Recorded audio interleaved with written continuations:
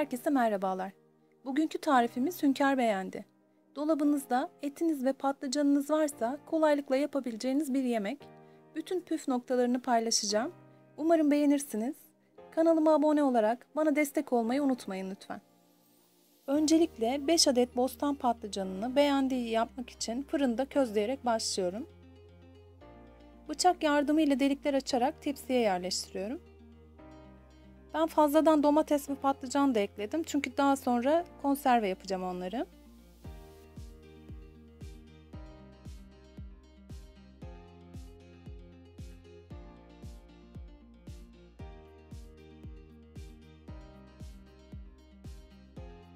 ...200 derece fırında 40 dakika kadar patlıcanlar yumuşayana kadar pişirdim.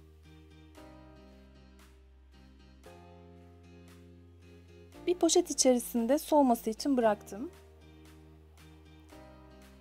Şimdi soymaya başlıyorum. Poşette sıcak sıcak soğumasını beklediğimizde patlıcanlar gördüğünüz üzere kolayca soyuluyor.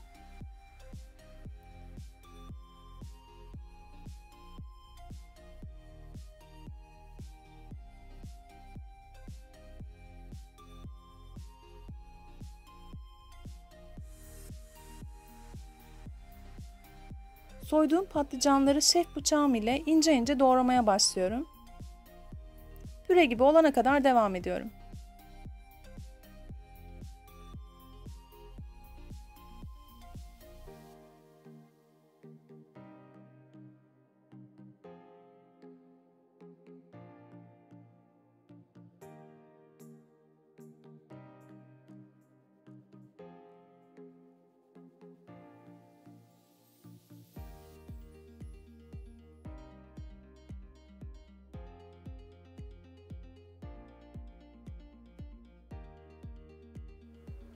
Şimdi 600 gram orta yağlı dana kuşbaşıyı tencereye alıyorum. Ben su ekleyerek pişireceğim. Siz dilerseniz düdüklüde de pişirebilirsiniz. Öncelikle etleri harlı ateşte kendi suyunu salıp çekene kadar pişiriyorum. Daha sonra bir su bardağı sıcak su ekliyorum ve kısık ateşte suyu çekene kadar pişiriyorum. Bu işlemi 3 kez tekrarlıyorum.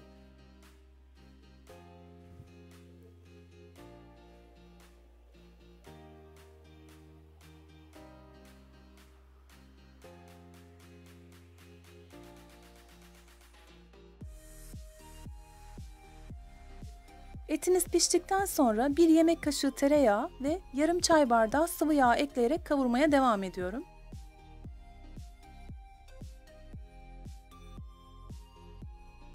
Yemeklik doğradığım 1 orta boy soğan ve 2 adet sivri biberi de ekleyerek kavurmaya devam ediyorum.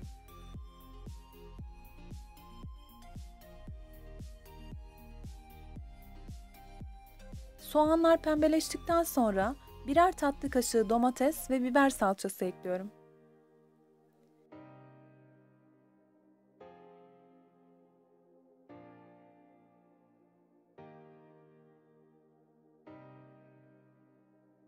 İki adet rendelenmiş domatesi de ekledim.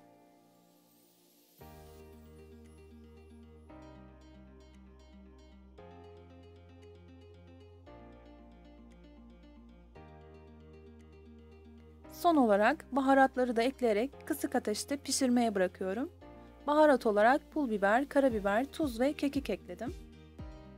Bu şekilde 15 dakika kadar pişirelim.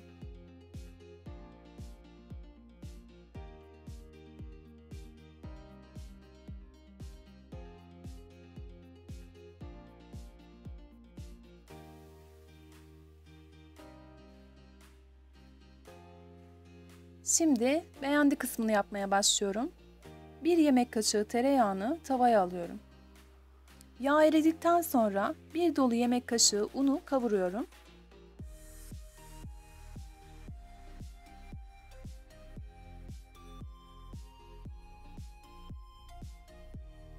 İyice kavurduktan sonra 1 su bardağı süt ekleyerek beşamel sosunu pişiriyorum. Sürekli karıştırmaya ve sütü azar azar eklemeye dikkat edin. Böylelikle topaklanmayacaktır.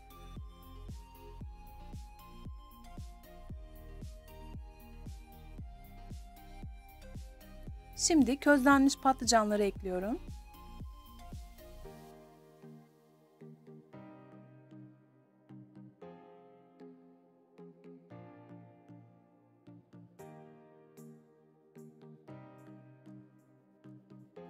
1 çay kaşığı tuz eklemeniz yeterlidir.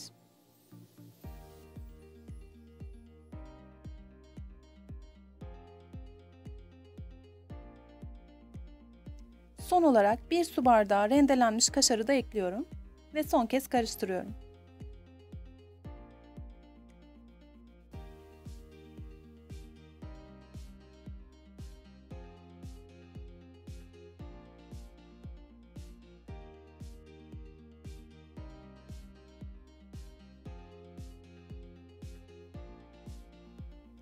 Beğendimiz de hazır.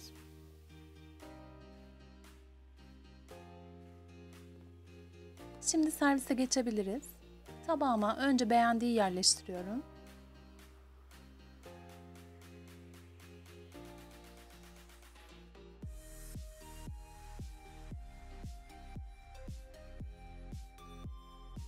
Şimdi üzerine birkaç kaşık et koyuyorum.